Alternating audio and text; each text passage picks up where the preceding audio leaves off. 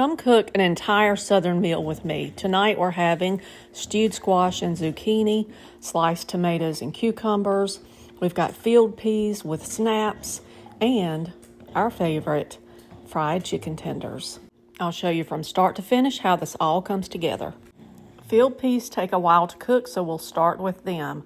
I'm using a bag of frozen field peas with snaps, and I've added a few green beans from the garden. I've just tossed them in there, and then we're going to season these using hog jowls. Now you can use country ham, you could use ham hocks, whatever you like to season your vegetables with, but I have hog jowls on hand, so I'm going to place 4 strips in the pot, and then I'll come in with some additional seasonings. I've got garlic powder, black pepper, 2 teaspoons of chicken bouillon, and then I'll fill it up with water till it covers the top, and I'll put these on the stove, bring them up to a boil, and they will boil and simmer until they're tender. And I'm just starting with a mixture of zucchini and squash. I've cut each piece about that much in thickness, and some of them were larger squash, so I had to cut them into quarters and then slice them. But I'm just mixing them up in the bowl. And yes, I am mixing zucchini with yellow squash. Zucchini and yellow squash cook kind of the same anyway, so we mix them when we have a little of each one. So the first thing I want to do is add in an onion. I've just taken 1 whole Vidalia onion and chopped it up into pieces about like this. And now I want to season this. Now I'm using the drippings from hog jowls that I fried up this morning, and I'm just using the drippings from that. But you can use the drippings from bacon, you can use olive oil, you can use whatever your little heart's desire as far as the oil. Bacon grease and or hog jowls or fatback or some kind of meat tends to season them a little better. But that's not all the seasoning they'll receive. My go-to, usually, I love Vidalia spices like the onion powder and the garlic powder, but use what you like. These are some of my other favorites. Cavender's Greek seasoning. Don't let the Greek part throw you off. This is Southern food, but this is some of the best seasoning that I use on chicken. I use it on vegetables. I use it on a lot of different things. I also like Nature seasoning. This is a mixture of salt, pepper, garlic, celery seeds, and some other stuff in it. Really good. This Kinder's, the blend, also excellent. And I'm sorry if these are backwards because I'm not using my back camera. So, of course, coarse ground black pepper. I like the coarser grind. Tony's is also a really good option. Very, very good seasoning in this. I also like to add a little bit of chicken bouillon to this. Now, this is high in sodium. I'm just sprinkling it over. And that was just to sprinkle it. Sometimes it looks like it's more when you're watching it on the video than it actually is, but that was a little over a teaspoon. I'm gonna season mine today using Tony's. This, I'm just, I like to switch it up sometimes with the seasoning. Again, this has salt in it too, so be mindful of the sodium on your seasonings. Because I've already added 2 seasonings that have added sodium, I'm going to come in now with just onion powder and garlic powder. And then a little bit more of black pepper. Now, you don't have to add more black pepper if you don't want to, but I like mine a little heavy with the black pepper. Now I'm just going to toss this around because I want to get the seasonings on all of the pieces as much as possible before they go into the frying pan. And now this is not fried squash. This is what I would consider stewed squash, although I'm not going to add a lot of water or anything to it. I'm going to let the squash itself release its own water. And you might call this something different than stewed squash, but I'm not adding any flour or cornmeal or anything like that. I'm just going to cook this down and I'll show you what that looks like on the stove. All right, here I have the drippings that I'm going to be working with, and I'm going to be cooking this on medium high to medium heat, somewhere in between. And this is still warm, so it's ready. And those little bits and pieces on the bottom, don't worry about that, because that's flavor, and they're going to get soaked into the squash and zucchini and onions. And because this is stewed squash and not pan fried, you can put a little bit more of the squash and the zucchini in the pan. Now, if I was pan frying this, I would not put this much in here, but because I'm stewing it, I'm just gonna pop it in there. It's already seasoned, so then I'm just gonna take a lid and let the steam do its job. It's gonna release water. The squash and the zucchini will release its own water. The lid will keep the water from evaporating quite as quickly. So we'll keep this lid on for a few minutes, then I'll come in and flip it around and I'll show you what that looks like. All right, let's check this and see what it looks like.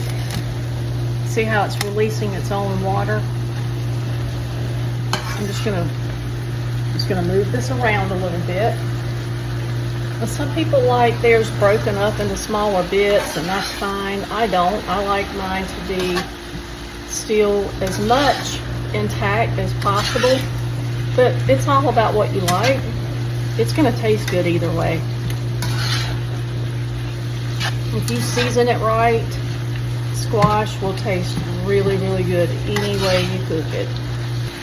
I'm just gonna put the lid back on and let it finish getting tender.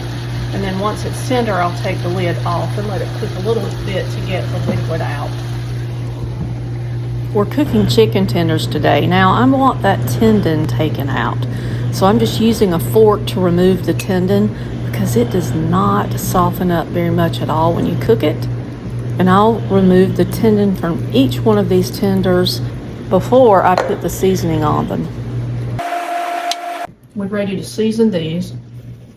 You season these the way you want to season them. There are certain seasonings that I really love and I'm always going to have on repeat. And I'm just going to start eyeballing everything going in here. I'm going with onion powder, garlic powder, pepper, salt. For the main seasoning, today I'm going to be using nature seasoning. You could go on the more savory side if you wanted to, add some paprika, different things. Now I'm just going to mix this up, but before I do that, I'm going to add some buttermilk. The buttermilk will help tenderize the chicken, and it's going to marinate in this for just a few minutes before we put the breading on it. And you really don't need much. I'm just doing just enough to cover it, and I'll just stir it around.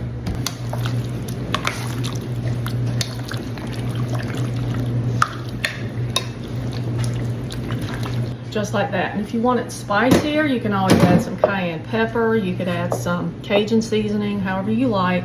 But let this hang out for a few minutes. I'll cover it up with some plastic wrap and let it sit for about 20 minutes before I bread it. All right, so this has been cooking. This squash is done.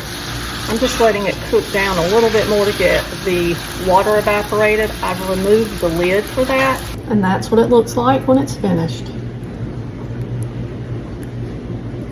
Right, this has been sitting for about 20 to 30 minutes. Now I'm going to make the breading. I'm just going to push over to the side.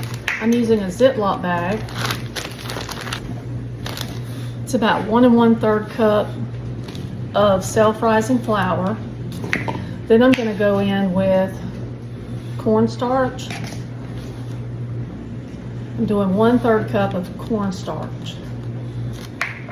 Now into this, I'm going to season this with the same seasoning that I used in the chicken. I'm not really measuring, I'm just kind of seasoning with my heart here. Onion powder, the all-purpose seasoning, garlic powder, and a little black pepper. And then I'm going to give this a toss. Just kind of mix that up together.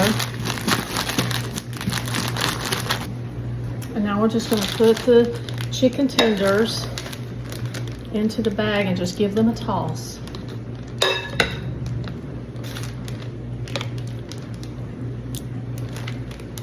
I just do a few at a time.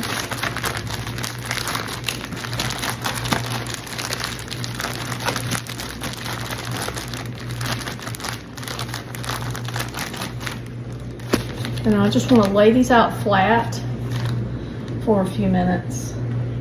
And so that's what we have, and I'm just going to let them hang out here until they get a little bit tacky around the outside edges. These that I did first are already starting to look that way, so it won't take it long. And then we'll pop these in a frying pan. All right, these are ready to go in now. These won't take long. These are chicken tenders. They're white meat. White meat typically does not take as long to cook as dark meat. I'm not crowding the pan.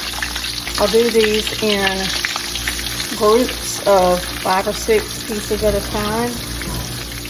If you crowd the pan too much, they won't get crispy. They started to brown on that one side, so I'm giving them a good flip. They'll cook on this side for a few minutes and then they'll be ready to take out. Okay, these are brown on both sides. I'm just going to put them on paper towels to drain. You can see how crispy they are. These turned out really brown, crispy. The crispiness comes from the cornstarch. The field peas cooked for about 45 to 50 minutes, and now we have a delicious supper. We have our golden fried chicken tenders, field peas with snaps, squash and zucchini, and finishing it off with fresh tomatoes and cucumbers.